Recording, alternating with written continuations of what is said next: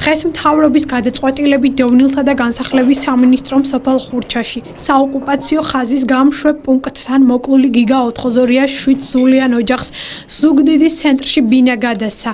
დევნილთა და განსახლების მინისტრი სოზარ სუბარი და სამეგრელო ზემოსვანეთის გუბერნატორი ლევან შონია 4-ზოლიების ოჯახს ესტუმნენ და საცხოვრებელი სახლის საკუთრების დამადასტურებელი მოწმობა გადასცეს.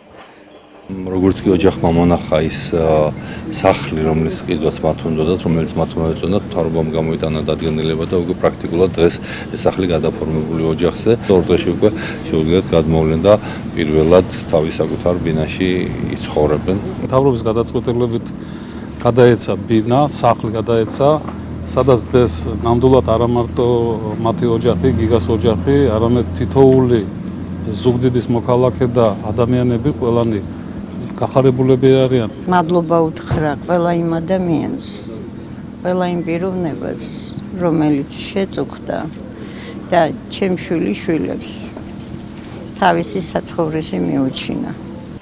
გიგა 4-ზოლიას ოჯახმა, რომელიც ამ დრომდე ქირით ცხოვრობდა ზუგდიდის ცენტრში არსებული კერძო სახლის საკუთარი სურვილით შეარჩია.